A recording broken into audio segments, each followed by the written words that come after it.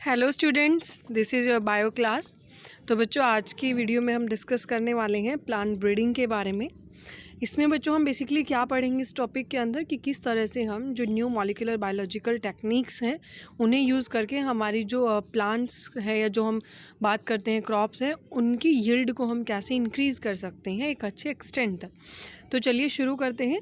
सबसे पहले बच्चों, हमने अभी तक ट्रेडिशनल फार्मिंग के बारे में पढ़ा है या इसके बारे में हम जानते हैं कि अब तक जिन जिन ट्रेडिशंस के अकॉर्डिंग हम खेती करते थे, फार्मिंग हो रही थी, तो काफ़ी एक लिमिटेड एक्सटेंट था हमारा बायोमास का। फूड है जो ह्यूमन बींग्स और एनिमल्स के लिए एक लिमिटेड एक्सटेंट तक ही अवेलेबल था। तो इसके लिए बच्चों हमें काफ़ी बेटर मैनेजमेंट की ज़रूरत है अगर हमें प्लांट की यील्ड है अगर उन्हें बढ़ाना है। तो बच्चों, ग्रीन रिवॉल्यूशन हमारी एक टर्म है, एक कंसेप्ट है जिसके बारे में आपने पहले सुना भी होगा और पढ़ा भी होगा। 1960 में ग्रीन रिवॉल्यूशन आया था जिसमें वीट, मेज, राइस हमारी जो मेनली वैरायटीज़ हैं इनके बारे में आपने पढ़ा होगा। इसमें बच्चों क्या था, जो वीट, राइस और मेज़ की हमारी जो वैरायटीज़ हैं या जो ये हमारी क्रॉप्स हैं मेनली, इनकी फूड प्रोडक्शन को हमें काफ़ी अमाउंट में हमें इंक्रीज़ करना था। सिर्फ नेशनल रिक्वायरमेंट्स को ही हमने नहीं फुलफ़िल किया बल्कि हमने काफ़ी अमाउंट में एक्सपोर्ट भी किया था इन्हें। तो ग्रीन रिवॉल्यूशन हमारा कहीं ना कहीं डिपेंडेंट था किसके ऊपर, लार्ज एक्सटेंट था जो इसका वो प्लांट ब्रीडिंग की टेक्निक्स पर ही डिपेंडेंट था, जिसमें काफ़ी हाई यील्ड है और जो डिजीज़ रेजिस्टेंट वैरायटीज़ थी वीट, राइस और मेज़ की हमने यहाँ पर ग्रो करवाई थी। तो चलिए सबसे पहले अब हम जानते हैं व्हाट इज़ प्लांट ब्रीडिंग। तो बच्चों, प्लांट ब्रीडिंग क्या होगा? प्लांट ब्रीडिंग में अगर हमने नॉर्मली बात करें तो काफ़ी एक पर्पसफुल मैनिपुलेशन है प्लांट स्पीशीज़ का, जिसमें हम डिज़ायर्ड प्लांट टाइप को ही हम वहाँ पर कल्टीवेट कर सकते हैं, जिससे हमें काफ़ी बेटर यील्ड मिलेगी। साथ में जो प्लांट की यील्ड हमें मिल रही है वो डिजीज़ रेजिस्टेंट भी होगी।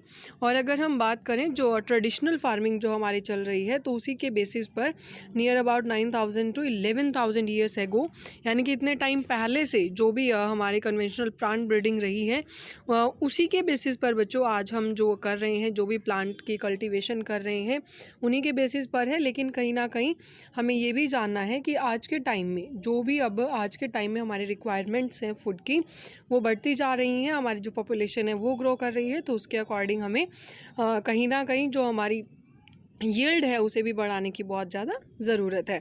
तो बच्चों, क्लासिकल जो प्लांट ब्रीडिंग है उसमें तो नॉर्मली क्रॉसिंग, हाइब्रिडाइजेशन है प्योर लाइंस की, वो हम इंक्लूड करते हैं। उसके बाद हम आर्टिफिशियल सिलेक्शन करेंगे प्लांट्स को प्रोड्यूस करने के लिए, जिसमें डिज़ायरेबल ट्रेड्स ही हमारे प्रेजेंट होंगे और जिससे हाई यील्ड न्यूट्रिशन और जो भी यील्ड हमें मिलेगी वो रेजिस्टेंस होगी डिजीज़ के लिए। अब साथ साथ बच्चों क्या हुआ, जो मॉलिक्यूलर बायोलॉजी है, उस जेनेटिक्स है, उसमें टिश्यू कल्चर में, प्लांट ब्रीडिंग में काफ़ी एडवांसमेंट आई, जिसको हमने यूज़ किया मॉलिक्यूलर जेनेटिक टूल्स के तौर पर। और उससे हमें क्या मिला लास्ट में कि इन सब को अगर हम यूज़ करें, क्रॉप प्लांट्स के अंदर इनकॉर्पोरेट कर देते हैं, तो कहीं ना कहीं जो क्रॉप की यील्ड है और जो क्वालिटी है वो काफ़ी इम्प्रूव हो जाएगी। अब इसमें ये आपने ध्यान रखना है, ये कंसेप्ट काफ़ी इंपॉर्टेंट है। जो हमारी यील्ड होगी उसमें जो टॉलरेंस है एनवायरमेंटल स्ट्रेस के लिए, सैलिनिटी है, एक्सट्रीम टेम्परेचर्स है, या हम कह सकते हैं भाई अलग अलग टेम्परेचर, अलग अलग क्लाइमेटिक कंडीशंस को में अडेप्ट करने की, स्ट्रेस को अडेप्ट करने की जो कैपेसिटी है वो इंक्रीज़ हो जाएगी। रेजिस्टेंस है पैथोजेंस के लिए, वायरसेस, फंजाई, बैक्टीरिया है इनके लिए, और साथ में इंसेक्ट्स, पेस्ट्स के लिए भी जो टॉलरेंस है वो बढ़ जाएगा। तो चलिए कुछ फैक्टर्स हैं हमारे, बात करते हैं। अगर हमें प्लांट ब्रीडिंग को प्लांट ब्रीडिंग प्रोग्राम को हमें एक सिस्टमेटिक वे में अगर हमें वहाँ पर अप्लाई करना है, या अगर हमें हमारी जो वैरायटी है उन्हें उनकी यील्ड को इम्प्रूव करना है, उन्हें बढ़ाना है, इंक्रीज़ करना है, तो किन फैक्टर्स को हमें ध्यान में रखना होगा? सबसे पहले है बच्चों हमारा कलेक्शन ऑफ वेरिएबिलिटी, यानी कि कहीं ना कहीं इसमें हमें सबसे पहले जो हमें ध्यान देना है कि जो रूट क्या है ब्रीडिंग प्रोग्राम का, वो है जेनेटिक वेरिएबिलिटी, यानी कि जीन्स की अगर हमें हमारे पास वेरिएशंस हैं तो हमारा ब्रीडिंग प्रोग्राम है वो काफ़ी हमारा सक्सेसफुल रहेगा। तो इसमें बच्चों सबसे मेन कंसेप्ट हमारा रहता है जर्म प्लाज्म का, यानी कि हमें वहाँ पर डाइवर्स अलील्स की जो है कलेक्शन करनी है। एक गिवन क्रॉप के लिए अलग अलग जीन्स के लिए डाइवर्स अलील्स की हमें कलेक्शन करनी है, जिसे हम जर्म प्लाज्म कहेंगे। तो ये हमारा जो कलेक्शन ऑफ वेरिएबिलिटी है, जेनेटिक वेरिएबिलिटी, हमारी जो ब्रीडिंग प्रोग्राम का एक बेस हमारा यहाँ पर रहेगा। उसके बाद हमारा रहता है बच्चों evaluation and selection of parents, तो उसके बाद ये भी काफ़ी इंपॉर्टेंट है। अब जर्म प्लाज्म में से हमें इवैल्यूएट करना है, प्लांट्स को आइडेंटिफाई करना है, डिज़ायरेबल कॉम्बिनेशंस हैं जो कैरेक्टर्स की वो हमें वहाँ से फाइंड आउट करने हैं। उसके बाद जो प्लांट हमने उसमें हम मल्टीप्लिकेशन करवाएंगे और उसे हम हाइब्रिडाइजेशन प्रोसेस में यूज़ करेंगे। प्योर लाइन्स हमारे यहाँ से बन जाएंगी डिज़ायरेबल और पॉसिबल कैरेक्टर्स की। थर्ड हमारा काफ़ी ये भी इंपॉर्टेंट कंसेप्ट है बच्चों, cross hybridization among the selected parents. अब जो पेरेंट्स हमने सेलेक्ट किए हैं उनके अंदर क्रॉस हाइब्रिडाइजेशन करनी है या क्रॉस हाइब्रिडाइजेशन हमने यहाँ पर परफॉर्म करवानी है। दो अलग अलग प्लांट्स हमारे यहाँ पर हैं। जैसे अगर हम बात करें एग्जाम्पल लें, हाई प्रोटीन क्वालिटी है एक पेरेंट की जिसे हमें कंबाइन करना है डिजीज़ रेजिस्टेंस अनदर पेरेंट के साथ, यानी कि एक जो क्वालिटी है उसमें काफ़ी हाई प्रोटीनेशियस वैल्यू है और दूसरी क्वालिटी है जिसमें जो डिजीज़ है उनके लिए रेजिस्टेंस है। तो इन दोनों को अगर हम यहाँ पर कंबाइन करेंगे तो आप समझ ही सकते हैं काफ़ी अच्छी हमें यहाँ पर क्रॉप जो हाइब्रिड वैरायटी है वो मिलेगी।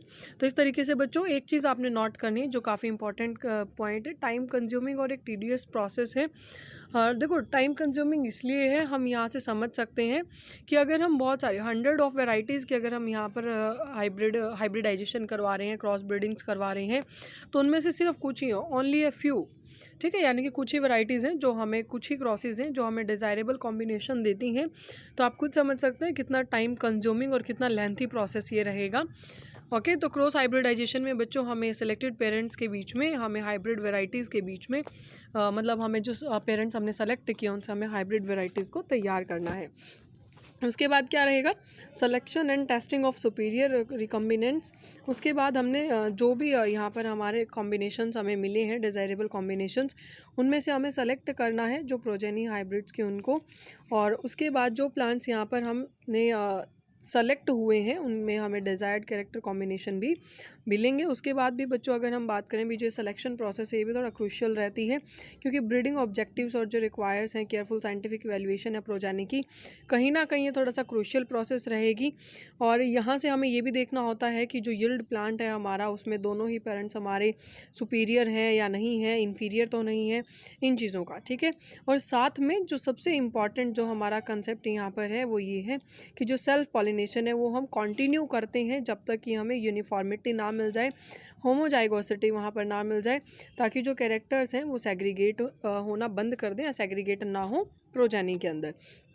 उसके बाद लास्ट और सबसे इम्पॉर्टेंट पॉइंट रहता है testing, release and commercialisation of new cultivators, यानी कि अब हमें क्या करना है, जो भी हमें कॉम्बिनेशन अभी तक मिले हैं, जो भी हमने हाइब्रिडाइजेशन अभी तक करवाई है उसके बेसिस पर अब हम बच्चों क्या करेंगे, इनको जैसे मान लो टेस्टिंग हमने कंप्लीट की, टेस्टिंग करने के बाद जो अलग अलग हमारे, हम कह सकते हैं कि 3 ग्रोइंग रीजन्स हैं हमारे, अलग अलग क्लाइमेटिक रीजन्स के अकॉर्डिंग कंट्री में हम इन्हें क्या करेंगे, रिलीज़ करेंगे और उसके बाद हम इन्हें कॉमर्शियल पर्पज़ पर कल्टिवेट करना शुरू कर देंगे।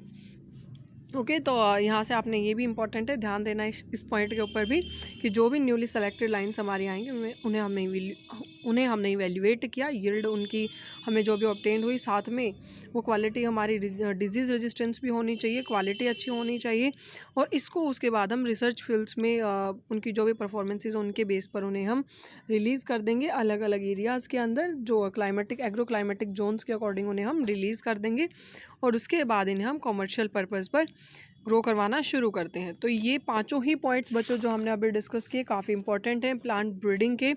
और अगर हम बात करें, अब इंडिया हमारा हमें पता है एग्रीकल्चरल कंट्री है, जिसमें एग्रीकल्चर का जो 33% जीडीपी इंडिया का रहता है, जिसमें से 62% पॉपुलेशन हमारी एम्प्लॉय करती है।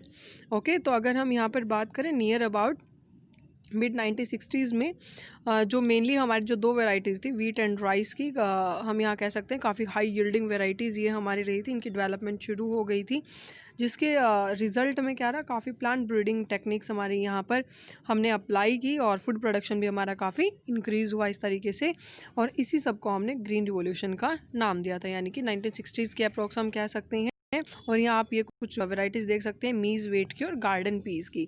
उसके बाद बच्चों वीट और राइस जो हमारा है, शुगर केन है, इनके ऊपर से, इनके अंदर से एक आध क्वेश्चन आ जाता है इनके ऊपर, इन कंसेप्ट्स के अंदर से। तो अगर हम बात करें नियर अबाउट 1960 से 2000 का जो हमारा पीरियड था, वीट प्रोडक्शन बच्चों हमारी यहाँ पर काफ़ी इंक्रीज़ हुई थी इस टाइम के अंदर।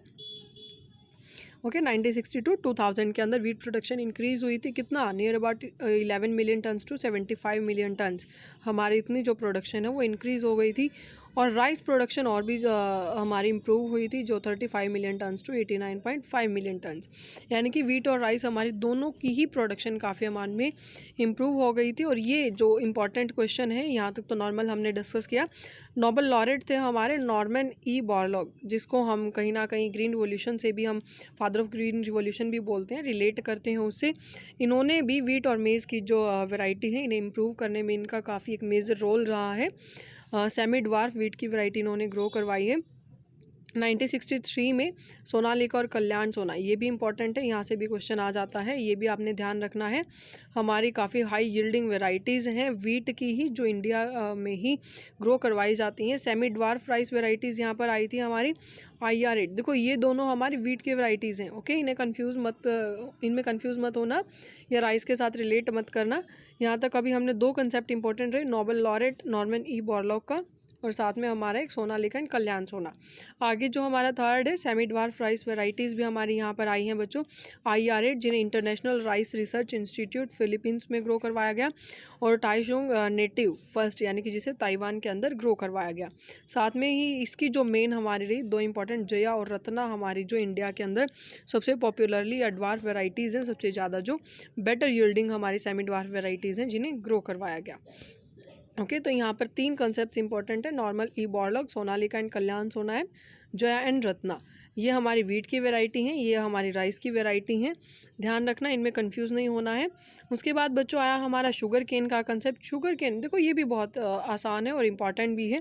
शुगर केन में भी हमने क्या किया, यील्ड को बढ़ाने के लिए यहाँ पर भी हमने क्रॉस करवा दिया, हाइब्रिड वेराइटीज़ हमारी यहाँ पर हमें मिली। सेकेरम बारबेरी एक हमारे ये था, और एक सेकेरम ऑफिसिनेरम, दो हमारी यहाँ पर क्या थी, स्पीशीज़ थी। सेकेरम बारबेरी जो था बच्चों उसमें नॉर्थ इंडिया में वो ग्रो करता है, लेकिन इसका जो शुगर कंटेंट और यील्ड है वो ज़्यादा नहीं है, अच्छी नहीं है। ट्रॉपिकल केन्स में जो साउथ इंडिया में सेकेरम ऑफिसिनेरम है ये ग्रो करता है, लेकिन इसकी जो स्टेम्स हैं काफ़ी थिक हैं, और साथ में शुगर कंटेंट भी इसका काफ़ी अच्छा रहा है, लेकिन ये नॉर्थ इंडिया में ग्रो नहीं करता। समझ पा रहे हैं आप बात को, सेकेरम ऑफिसिनेरम तो नॉर्थ इंडिया में ग्रो नहीं करता, और सेकेरम बारबेरी जो ग्रो करता है उसकी शुगर कंटेंट और यील्ड अच्छी नहीं है, इसीलिए हमने इन दोनों को क्या करवा दिया, क्रॉस करवा दिया यहाँ पर। और दोनों जो स्पीशीज़ हैं सक्सेसफुली क्रॉस होती हैं, और उसके बाद जो डिज़ायरेबल क्वालिटी है जिसमें हमें high yield, thick stems, high sugar, और साथ में ही शुगर केन है जो हमारा वो नॉर्थ इंडिया में ग्रो करने लगता है। तो ये आपने ध्यान रखना है, ये दोनों ही स्पीशीज़ की क्रॉसिंग है जो अब नॉर्थ इंडिया में ग्रो करवाई जाती है। उसके बाद एक हमारा रहता है बच्चों मिलेट्स का, हाइब्रिड मेज, जवार एंड बाजरा, ये हमारे सक्सेसफुली इंडिया में इनकी भी डेवलपमेंट हुई है। हाइब्रिड ब्रीडिंग है, काफ़ी डेवलपमेंट हमारी यहाँ पर रही, उसकी भी हाई यील्डिंग वेराइटीज़ हमें मिलती हैं, साथ में ही वो वाटर स्ट्रेस कंडीशन से भी रेजिस्टेंट है। ओके, तो आज बच्चों आपने ये कर लेना है, यहाँ तक का कंसेप्ट अच्छे से पढ़ लें, कोई भी प्रॉब्लम आती है तो आप बता देना, उसे हम डिस्कस कर लेंगे। कल हम प्लांट ब्रीडिंग है डिजीज़ रेजिस्टेंस के लिए, उन्हें हम डिस्कस करेंगे। अलग अलग मेथड्स हैं जो उसमें डिजीज़ रेजिस्टेंस से बचने के लिए प्लांट ब्रीडिंग में, वो हम डिस्कस करेंगे। म्यूटेशन के बारे में, म्यूटेशन ब्रीडिंग क्या होता है, ये सारा कल के कंसेप्ट में बच्चों हम डिस्कस करने वाले हैं, वीडियो में हम डिस्कस करेंगे। तो आज के लिए इतना ही, यहाँ तक अच्छे से पढ़ लेना है आपने।